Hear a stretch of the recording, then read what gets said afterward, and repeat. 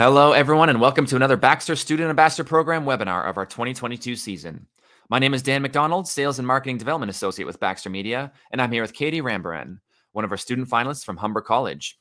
Just before we get into things, I'd like to give an enthusiastic shout out to our program sponsors this year. We have Manulife, Propel, powered by Tourism HR Canada, ACTA, the Association of Canadian Travel Agencies, TIO, the Tourism Industry Association of Ontario, and SCAL Canada. Thank you for helping to make BSAP a continued success. I'd also like to let everyone know that at the end of this webinar, you'll have a chance to submit a question or two to our finalists. To do so, please type those into the Q&A section of the public chat box, which will be towards the right-hand side of your screen, and those questions will be answered in due time. And remember, this is a live session, so your patience is appreciated during any technical difficulties that might arise. And without further ado, I will now hand things over to Katie. Welcome, Katie. Thanks for being here. Hi, thank you so much for having me, and thank you everybody for taking the time out of your busy schedules to be present for my presentation. So first off, welcome to New Brunswick. As Dan said, my name is Katie, and I am one of the Humber College finalists, and I will be part of the fall graduating class this year, as I have one more semester after this one. A little bit about me. I have been passionate about travel from the day that I went on my grade 8 trip to Montreal and Ottawa, and have wanted to travel the world ever since. And so far I've made it to 20 countries, and I am really looking forward to getting back to work in the industry and getting people excited to explore the world again.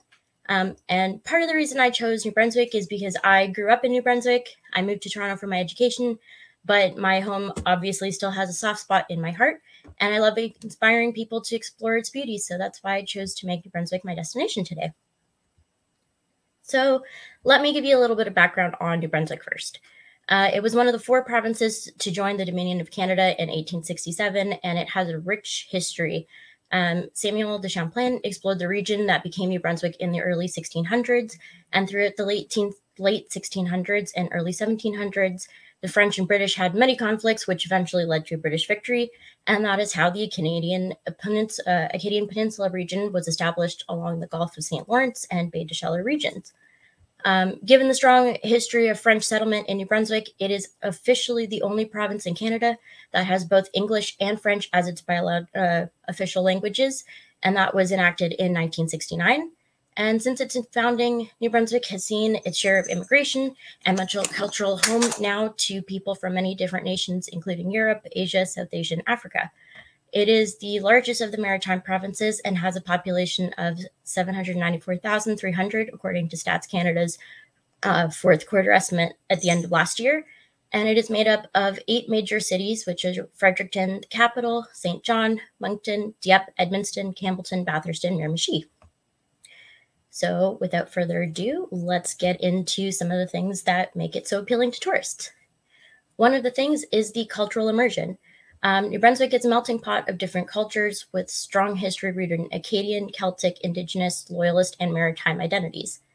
The village of historic Acadian is where you can immerse yourself in the Acadian tradition by visiting historic buildings, trying various dishes, and interacting with costumed characters as you learn about the Acadian history in New Brunswick. There is also a strong Celtic presence in New Brunswick as settlers came to escape the potato famine, in particular for the Irish, and they landed at Middle Island.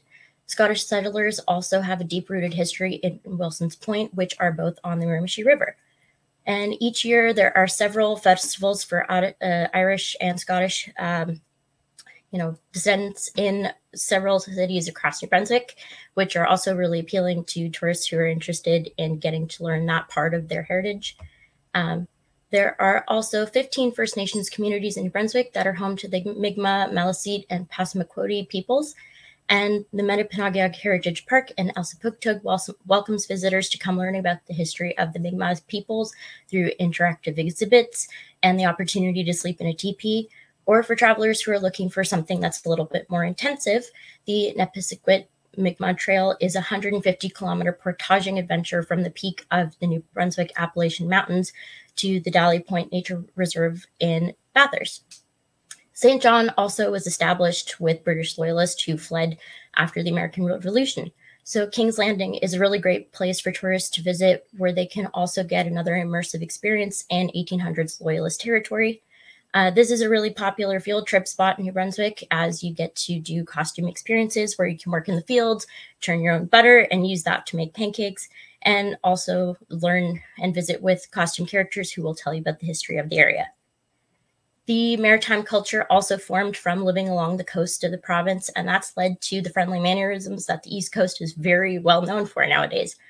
And the attitude of these close-knit communities dotted along the coast has spread inland, and this is the hospitality that is shared with locals and visitors alike, and it's a part of every New Brunswicker, and that's what makes people so welcoming to those who want to come and see their beautiful province.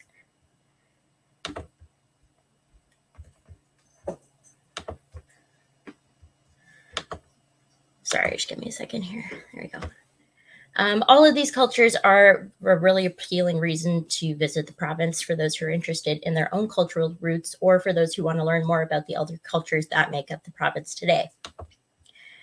Now on to the Bay of Fundy, which is a natural phenomenon that calls to tourists all over the world.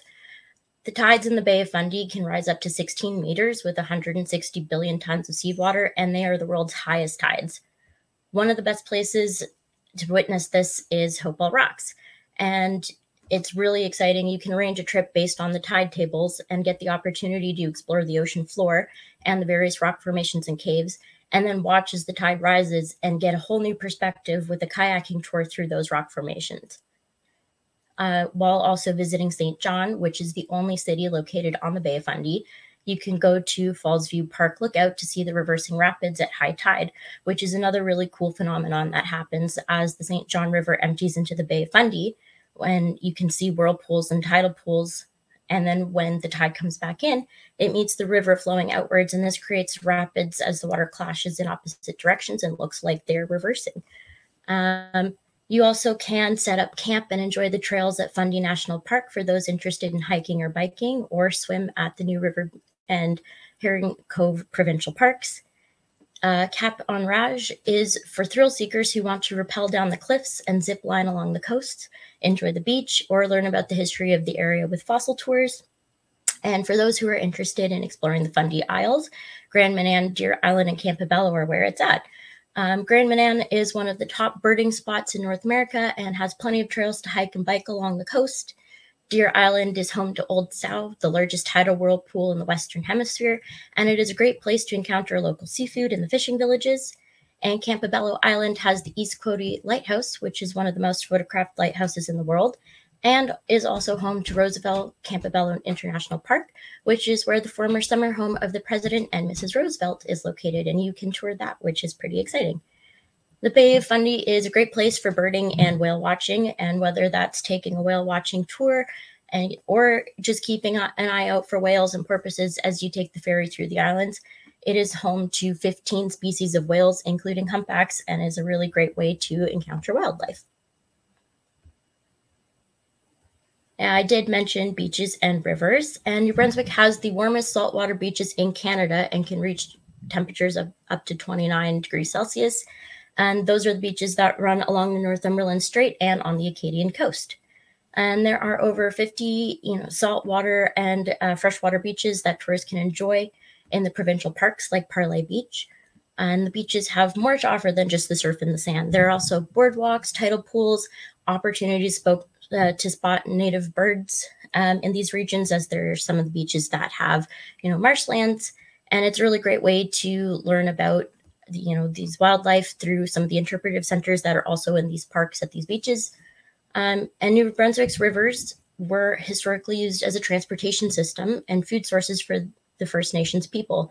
So today, while they are used for leisure and recreation, like tubing and paddling, you can totally get to learn about the history while enjoying the present. And if you are an avid salmon fly fisher, then Miramichi and Restigouche rivers are where it's at, and they are actually famous for this. If you, like me, really enjoy the outdoors, as you can see from my photo on the top of Mount Carleton, then a visit to the provincial and national parks is something that you definitely want to do. Sugarloaf and Mactaquac have winter activities for those who are interested in cross-country and downhill skiing, snowshoeing, and sledding. Mount Carlton is home to the tallest peak in New Brunswick at 820 meters, and you can either access the park for day use to hike the 3 different peaks, or you can enjoy camping and, try all those peaks or just some of the less intensive trails in the park. And Cushbequack has one of the more popular beaches in New Brunswick, as well as great hiking trails, and offers year-round activities as well.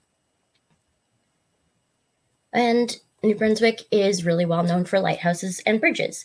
It has an inland lighthouse system with over 60 lighthouses that was really well used to help travelers through the Acadian and Fundy coastlines and navigate the river systems inland as well. So this is something really exciting for people who enjoy the maritime aspect of New Brunswick. And Kings County is also the covered bridge capital of Atlantic Canada and is home to the Heartland Covered Bridge, which is the world's longest bridge at 390 meters. So for people who are interested in seeing things that are the world's most, that is the place to be. There are also tons of festivals and events that happen in New Brunswick year-round. And like any Canadian, a New Brunswicker enjoys a good party. So they fill their summers with all these festivals. This is a photo from the 50s themed rock and roll festival that happens in Miramichi every year. It features an old car show and parade. There are Highland games and Scottish and Irish festivals to enjoy your Celtic heritage. Same for the Acadian Festival, where you can learn and appreciate the French history in the province. The First Nations powwows are also a really great way to experience that culture and learn about the history of the people who, made New Brunswick or founded New Brunswick, if you would call that. And then there's also the Folk Song Festival, which is a way for everyone to share their love of music and community. And of course, there are tons of festivals that are all for all ages. And if I were to list all of them, we'd be here forever. And then, so Tourism New Brunswick offers this really great way to take some of the guesswork out of your planning, and has 8 different road trip options that they have put together that break up the province by region and what tourists might find attractive. So it covers a lot of the places that we talked about.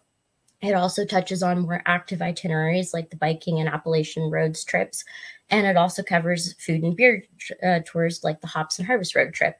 So that's a great way if you are looking for ideas to put together trips for clients. That can be a starting point that helps you out.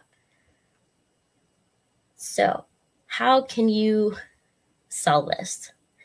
Well, as travel restrictions start lifting around the world, people are eager to travel again, and we are seeing Canadians booking more trips abroad after being stuck at home for 2 years. But what about those who are still hesitant to leave the country, but are really eager to get back to exploring different places? I think that's where the Canadian market needs to be tapped, and a trip to New Brunswick to enjoy the beauty that Canada has to offer, while also getting away from those larger tourist crowds, is a very appealing option for those who don't want to be crammed into group tours and various transportation methods. Suggesting a self-drive road trip would be an ideal way to get tourists to the province. As for your foreign markets, the best place to look would be to consumers who want the adventure of the Canadian wilderness with a splash of small community friendliness. And marketing New Brunswick is a place to enjoy all kinds of different scenery, and the freshness of seafood and the charms of maritime hospitality is the way to hook travelers who want to experience mountains without taking on the treacherous journeys involved in some of the world's largest mountains, and to enjoy warm water beaches without the large crowds and excessive heat of the Caribbean. The best way to sell New Brunswick to travelers would be showing them that they can have the adventures and the comforts they've been craving without having to worry about the crowds who are also looking for the same. And until the end of this year, Tourism New Brunswick has launched the Meet New Brunswick incentive, and that is a 20% discount on all accommodation expenses for any group meetings or events that are booked in roofed accommodations. So for your clients who are looking for a new place to plan and have this year's conference, New Brunswick would be the great opportunity to do that, as they can get cheaper accommodation expenses. The accommodations can then apply to the government to get that money back, and it's a win-win for everybody. Plus, you get all that extra money into the economy, which is also broadly great for Canada and for New Brunswick as a whole. So how about making money yourself? customizing tours for clients would be the best way to make money sending travelers to New Brunswick. There's so much to offer here, and for anyone who has explored the province extensively, putting tours together for your clients is the way to go. Selling for tour operators for commissions another option, whether you decide to do so as an independent agent with expertise in New Brunswick, or if you decide to join a specific tour operator you feel is selling tours you want to be selling. And selling tours to clients independent of attractions, either as one-offs, day trips, or short stays, would be a good way to add already existing trips to other maritime provinces. So if you have a client who only has one day to visit, add-ons like Hopewell Rocks and a day at exploring St. John would be a great way to get commission on these attractions without sending them directly to purchasing their own tickets. I think I might have accidentally skipped over my what's in it for you slide, so I'm going to just backtrack to that real quick and tell you that there are plenty of opportunities to start selling your own packages to New Brunswick that exclusively feature attractions within the province. There's no shortage of attractions and a wide range of activities that are appealing to all kinds of different travelers. So this means there are ample ways to create packages and customize tours with many different possibilities. And given the range of things to do in New Brunswick, you'll attract a diverse clientele, be able to reach several different tourism markets, whether it's local, national, or international. And while tourism isn't considered to be a main industry in New Brunswick, there are many regions that are reliant on seasonal tourists that visit specific areas, like the Bay of Fundy in particular. And so the maritime charm and great hospitality, and then, as we discussed, the less crowded atmosphere would be really appealing to travelers who want to relax, enjoy themselves on vacation, feel taken care of by their hosts. And that's a great way for you to be able to come up with packages and tours and get it out there on the market. So what kind of advice do you want to give to your clients? I would say, let them know, pick a tour that best suits your activity levels. This is generally a good idea when it comes to tours, not just New Brunswick, but this is also how it'll make it more memorable and enjoyable for them. And New Brunswick is well known for seafood, so anybody who hasn't tried it, this is a wonderful place to try lobster for the first time. And as well, for anyone who enjoys the hospitality industry in general, New Brunswick is a great place to enjoy hospitality and the friendliness of these small townships that are really close-knit that make up most of the province. Also, I would say combining tours is a great way to get to explore the province. If you want to do mountains and oceans or beaches and forests, New Brunswick has all of this natural beauty to offer. And I would also say traveling in different seasons. Enjoy it in the summer. Go back again in the winter to try the different winter activities. There's so much to offer, and it's worth getting to take it all in. And of course, customizing a tour is the best way to do so. And as I mentioned earlier, recommending a self-driving tour. It's not that big, and the highways are very easy to navigate. So selling your client on a rental and a tour is a really great way for you also to have another avenue of commission, but to get them a trip that they're really going to enjoy. In terms of tools to help your agents, this industry is all about connections. So using sites like LinkedIn or going to networking events is a great way to partner with other travel agents who are based in Atlantic Canada and can give you a viewpoint and help you design tours that you maybe won't be getting the same way that as someone who doesn't live there directly. Tourism boards and websites are also a great way to learn about local areas that you're sending your clients to and the best time to send them. Tourism New Brunswick, the website has tons of resources for you to sell the destination from opportunities to posting your packages directly on their website to information about accommodation quality. And they also have, ways for you to figure out how to do consumer advertising campaign and social media kits to attract your clients in the first place. And then with, as given, taking a fam trip is always the best way for you to be able to familiarize yourself with the destination that you are selling. And so doing that and then visiting local information outlets would be a really great way for you to collect existing resources like pamphlets and familiarize yourself by being directly in that setting.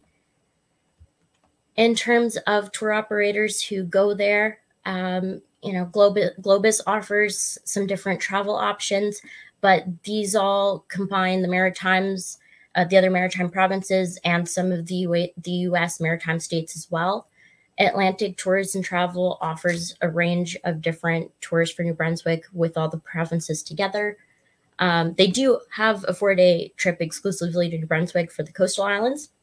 Trafalgar has a ton of tours that go to New Brunswick, other maritime provinces, and Eastern Canada and Eastern U.S. in general.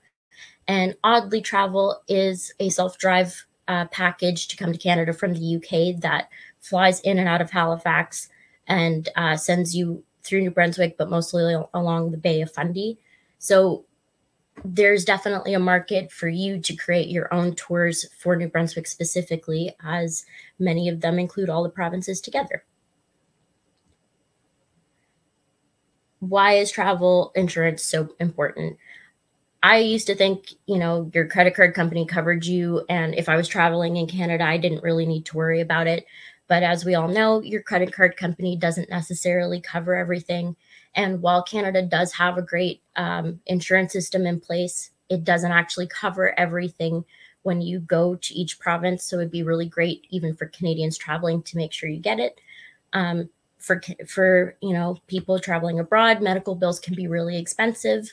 And the government of Canada in particular says they don't pay your medical bills. So it's good to have that insurance to be able to make sure you're covered.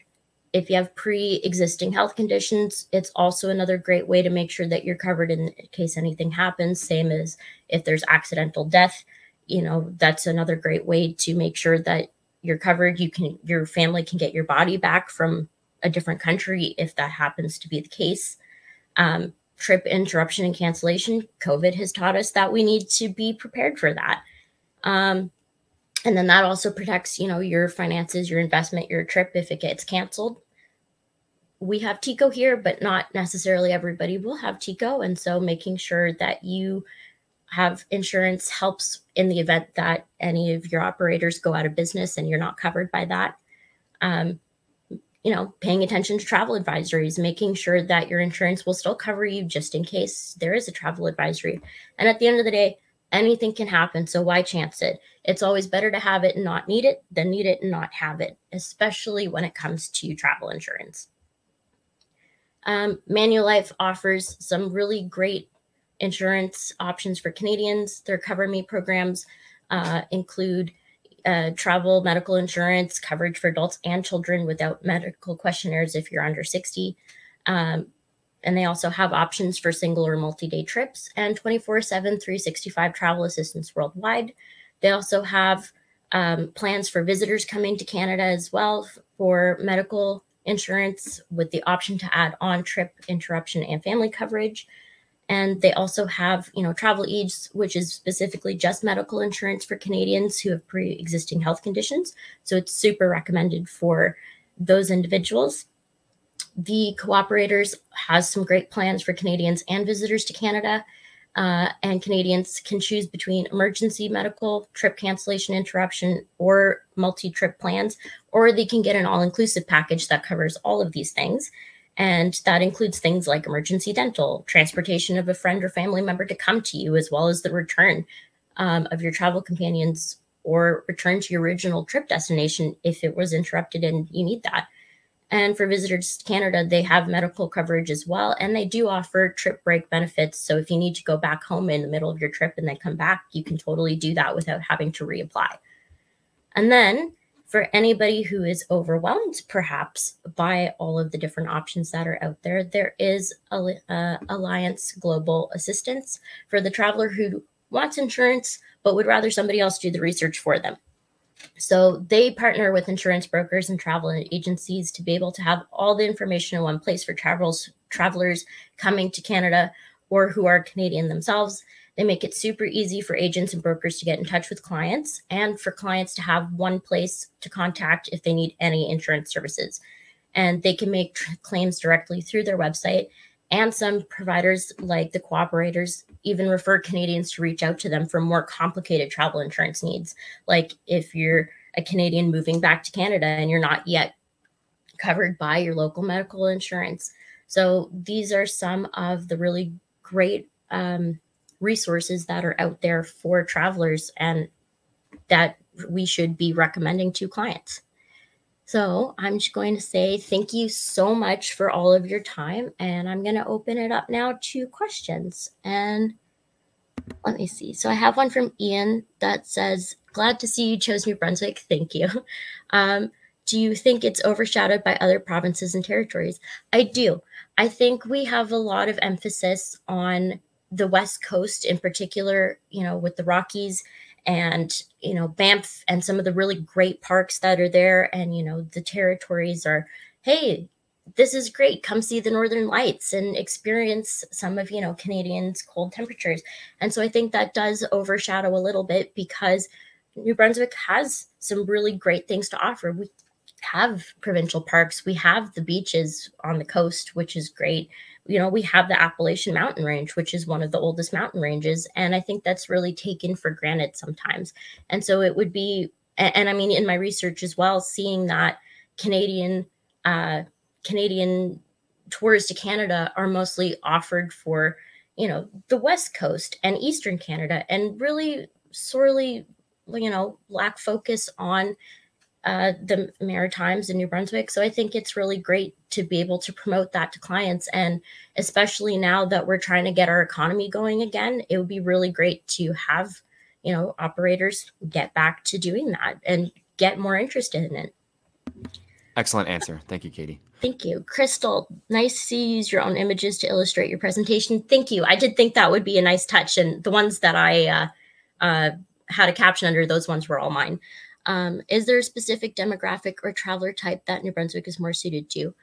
I would say that New Brunswick in general has a lot of retirees. And so the festivals and things like that would be really, really appealing to older clientele, especially for ones who maybe want to take the time to, see the whole province and be there. I mean, I spent a couple weeks there in the fall and didn't even get to everything. So that's really great. But then on the flip side, for younger travelers, some of the really active opportunities that you can do, like hiking the mountains and doing biking tours and going through the trails in the provincial parks, those would be also really great options. So I think it's not necessarily a specific demographic, but more what your traveler is looking for, because there is something for everybody. Kevin, great presentation. Do you think Canadians are becoming more interested in domestic travel since the pandemic? If so, why? I do think so. I think part of it has to do with provinces offering their own incentives. So, for example, Ontario is offering the staycation incentive this year if you book any accommodations in Ontario. New Brunswick is also offering their own version of that to New Brunswickers and encouraging them to explore their own province. And I think for Canadians in general, I know for myself, I'm still not comfortable yet to go abroad. And I know I'm not alone in that. And I think there are a lot of people who are seeing, for example, our neighbors to the south, where they very early on got rid of their pandemic, some of their pandemic protocols. And I mean, we're one of the, we waited very late to do so. And I think that's because Canadians as a whole have shown that they're nervous about it. And while you will have people who want to go out and get back out to warm destinations, especially with the winter that we've had, I think there will still always be Canadians who say, hey, you know what? Our local economy is not doing so hot. We have always wanted to go visit this place in Canada. And, you know, it's a little bit more affordable right now, where destinations are just trying to pull people back in to come and see them again. That's a great answer. Thanks, Katie. Thank you. And both of the vacations that me and my wife have had since the pandemic started have both been in Canada. I myself am looking to go to the West Coast. I have never actually been. And I think, you know, while I'm eager to get to traveling again, but not so eager to go out of the country, that's one of the options. That's a really great way to explore places you've never been. Oh, absolutely. Definitely. Any other questions from anybody? I do believe that's it. Yeah, that looks like it. But I'd like to thank everyone that attended this webinar today. Thank you all so much for being here and helping to participate in the Baxter Student Ambassador Program of the 2022 season. And thank you, Katie, for your fantastic presentation. It was great having you here virtually with us today. Thank you, everybody, for taking the time. I really appreciate you you being here. And me or one of my colleagues from Baxter Media will be in touch with you over the next couple of weeks. Sounds great. Thank you so much, Dan. Great. Thank you so much, Katie, and take care, everyone. Bye, all.